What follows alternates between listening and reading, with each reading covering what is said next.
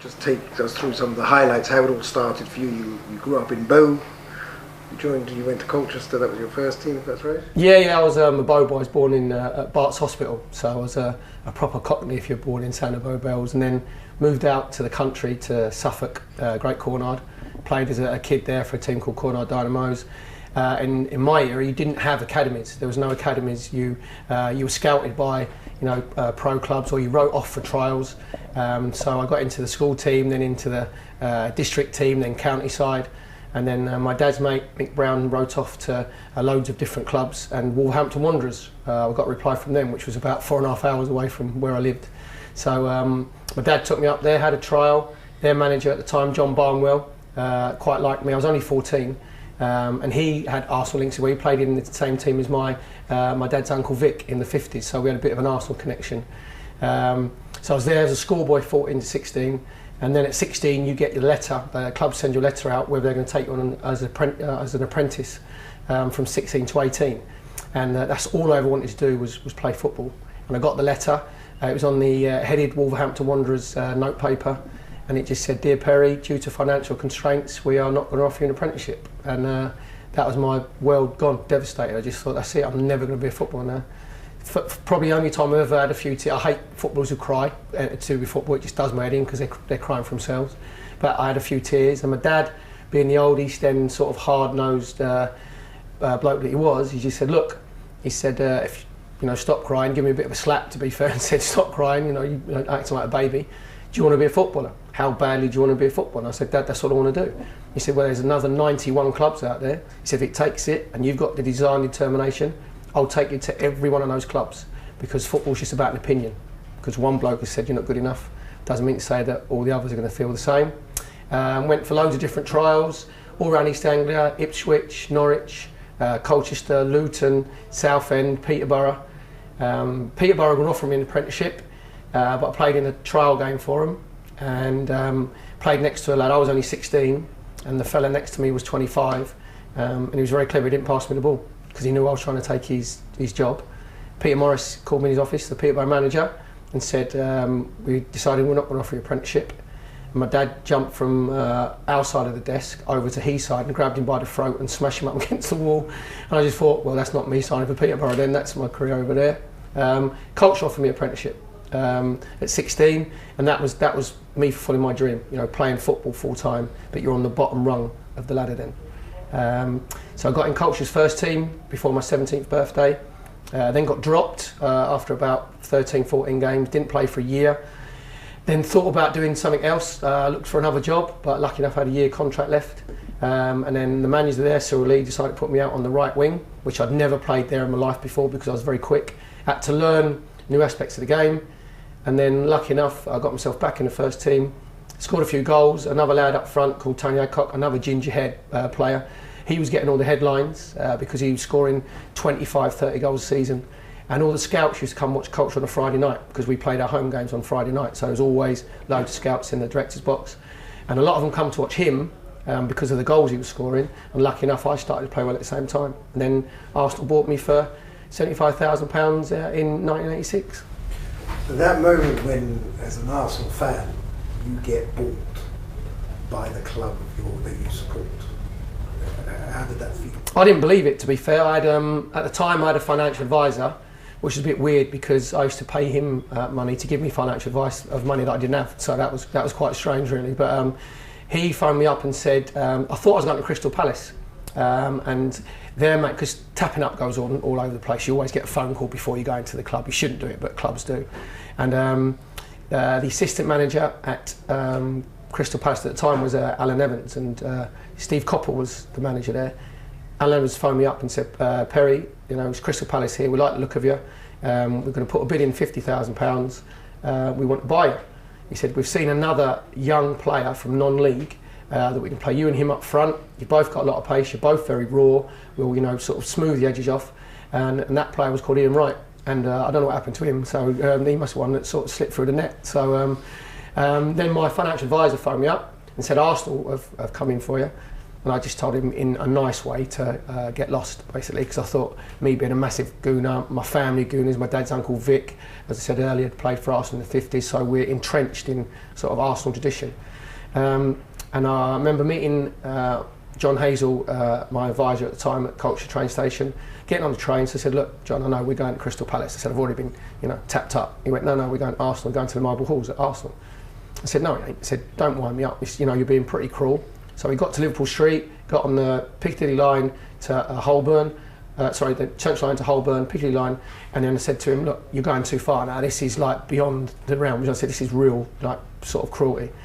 We got to Arsenal Tube Station, turned left, made our way up, then right into Avenel Road, and I still didn't believe him. I just thought we were going to meet in somebody, at Arsenal, because it was a bit clandestine in those days. So no one, you wouldn't go and meet someone at Crystal Palace.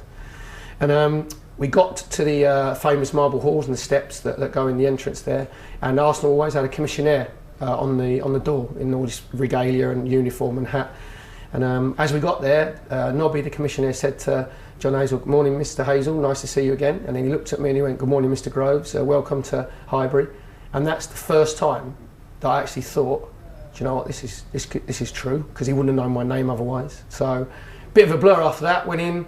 Ken Fry came down the famous marble stairs, said, Mr. Graham will see you up in his office. Went up into his massive oak door. It was like going to see the Wizards of Oz. It was like you just open the door, and George Graham, the manager at the time, Simon, was sat in a massive, this throne. It was huge, and he put me on this little milking stool. So he had obviously the advantage, psychologically and physically.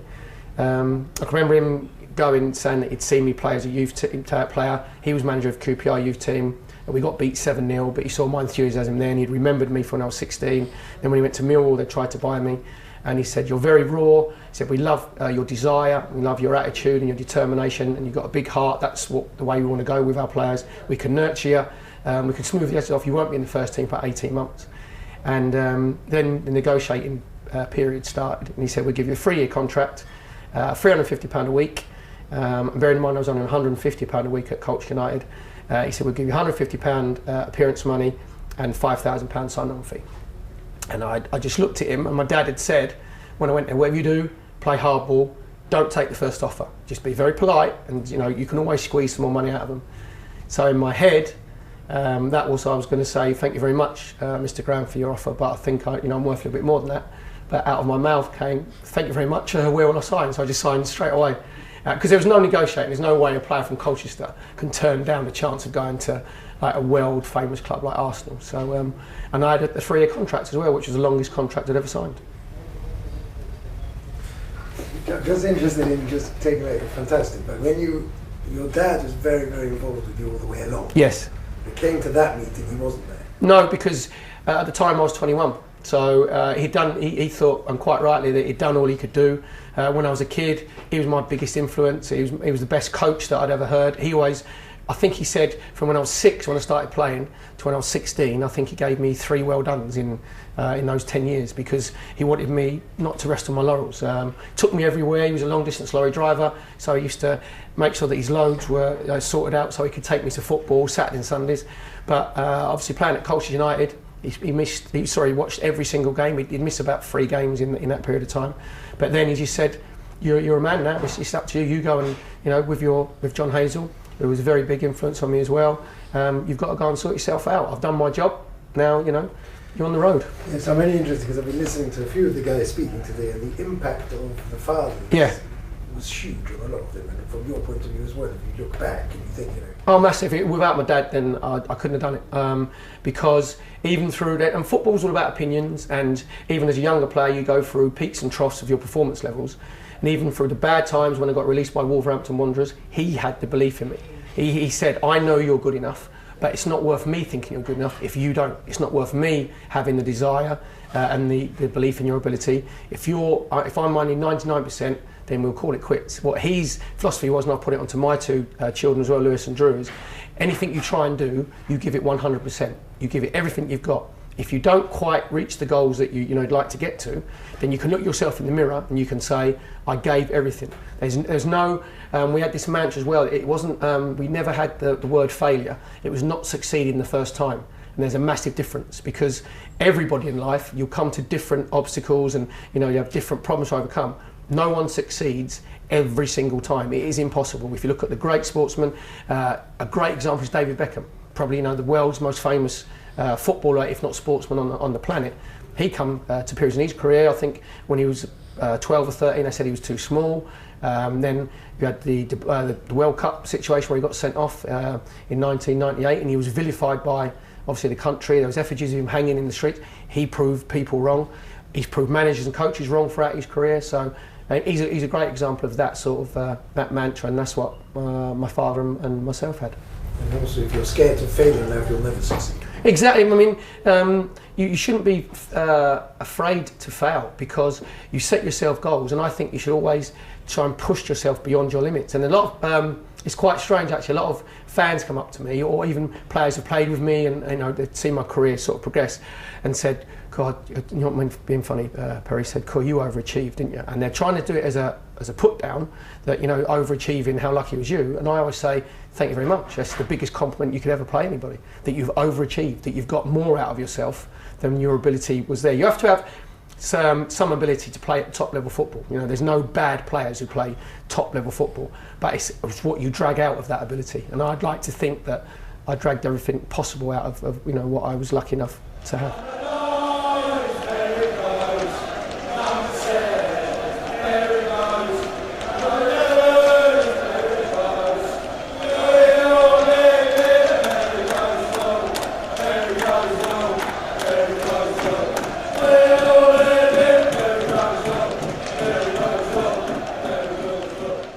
And also, what's fascinating with you, if I can say, is that you are a legend from the point of view. You've got a cult status from the point of view of Arsenal fans. Where does that come from? I think legend doesn't sit easy with me, because I think legends are people who are at the top level of the game. Fantastic players, probably international players, and players who've probably best in Europe or best in the world, or have played for the club for 700 or 800 games. The cult thing, which I think is probably more appropriate, I think fans now can identify with me as being one of them, and being a fan who was lucky enough to play for the football club that they supported. At the time, when I was at Arsenal, they loved me and hated me. I wouldn't say that, for the 6 and a half, 7 seasons that I was there, that they loved me all the time, because sometimes my performance levels dropped. They were very quick to let me know. I think I'm the only player ever to be booed when his name was read out on the tannoy before the game started. But then you have to overcome that. And the way that I overcame that, and I say to other players, is you have to work as hard as you possibly can. And if fans see you giving 100%, then they'll come back round. And even if you make mistakes, they'll be with you. If they know that you're prepared to sweat, for your shirt. And I think now that I've finished my career, I think fans now look back and they go, actually, sometimes Perry could give Stuart Pearce to run around, the best fullback at the time. Other times his nan could have marked him out of the game. There was, there's sort of peaks and troughs. But the one thing they could never throw at me is that I didn't give 100% in every single game that I played, because I had to. That was my job and my role in the team. And also video clips and YouTube clips, they don't show your misses. They show the goals that you scored and the ones that you've made. So you become a better player when you've packed it in, because then fans look back and go, actually, he weren't that bad, really. So you can get a bit of a rose-tinted look at it. But I think now they just see me as one of them. They just see me as a mad Arsenal fan who was lucky enough to play and win trophies for his team. And talking about being an Arsenal fan, last Sunday must have been a good day for you. Sunday was good because I was drunk all day. Saturday was even better when we won. It's very strange, because I was lucky enough to be there with my 2 boys, Lewis and Drew. Like, Lewis is 24, Drew's 22, massive gooners, and it's a different feeling when you see your team win as a fan. I was lucky enough to be on the pitch at Anfield in '89 when we won our first title, for 18 years. Won a League Cup with Arsenal as well, won a title in '91. But when you're a player, you're immersed and focused in what you're doing. You don't realise the enormity of what's going on around you. When you've packed in your career and you look back to Anfield '89, then you realise how big that was, not just for Arsenal Football Club, but for football in general. But when you're a fan, you go through the roller coaster of emotions of watching your team go 2-0 down against the underdogs, thinking this is going to be like a long 82 minutes, watching Cazorla score a fantastic goal to get us back into it, and then you see your team on the pitch galvanise themselves, and Aaron Ramsey and Cazorla and Koscielny pull that team together, and then the belief come back, then get to 2-2, and then obviously Aaron Ramsey scoring a fantastic goal in extra time. And for me as a fan, I had as much enjoyment and exhilaration out of when I was playing for Arsenal on the pitch. It's a different sort of feeling, and I know what it means to Arsenal supporters. You know, all the pundits and all the nooks say, "No, you haven't won a trophy for 9 years," so that obviously keeps them quiet. But as a club and a team, they needed to win a trophy. They needed to win a major trophy to give you the belief that you can win even more trophies. And there was a similarity between the team that I was in 1987, playing Liverpool in the Little Woods Cup final. At that time, Arsenal hadn't won a trophy for 8 seasons, so there's a correlation there. And I know what it means to a group of players and young players to win that first trophy. And it was one of the best. It was one of the best, without exaggerating, one of the best days of my football life was on Saturday when we beat Hull 3-2. It was just like amazing. And it's going to set us in good stead now that they've won. It makes a massive difference. Huge, yeah, because younger players like Jack Wilshere and even Cazorla and Aaron Ramsey, Theo Walcott when he comes back in, Oxlade-Chamberlain, they'll go into big games. I know that Hull aren't a big team, but trust me, when you're 2-0 down in an FA Cup final after 8 minutes, that is a huge, huge problem you've got to solve. And they'll have a belief now of going into other massive games that they know that they can win them and get a result. Whereas before, they were going into big games hoping that you can win. So psychologically, it's a massive difference not only for you, but against your opponents. What they need to now is obviously beat a bigger club in one of the big games, and then their belief will again go tenfold. So it's huge for those younger players. Also, just something not really connected, but I went on Sunday to the parade Yeah. with my son, and I realised that for him, he's 10. It's the next generation of supporters understanding what winning means. He'd never seen it before. Exactly what it is. There's a generation there, as you said, younger fans. I was at the Emirates on Saturday morning doing some work for the media, and there was 25,000 fans going to watch the game at the Emirates on Saturday on a big screen. So it just shows you what a massive club Arsenal is. And there was a father and his son have come from Newcastle, not to go to the FA Cup final, but to take his son to the Emirates to watch his team with 25,000 other Arsenal fans.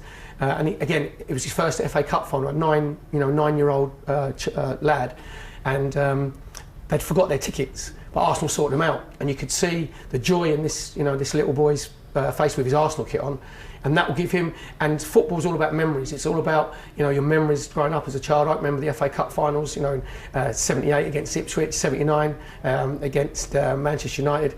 So, and 80, I was a ball boy in 1980, Arsenal West Ham, and I want to get this generation now back to how big the FA Cup is. I want them to feel what I felt when I was a kid. It was the most important game of the season, and I think that FA Cup on Saturday went back to the old FA Cups of the 70s and 80s, the underdogs, going in front, Arsenal battling back, brilliant occasion, watched by millions and millions around the world. So I and my two boys got a little bit complacent because in the early 2000s, Arsenal were in 4 FA Cup finals in 5 years. And there was one time where it was at the Millennium Stadium against Manchester United, the last one in 2005, where I had a chance of tickets, and I actually said, I might not go because we'll go next year, lads, like to my two boys. And then I had to pull myself back and say, hold on a minute, you might not be in the FA Cup for next year.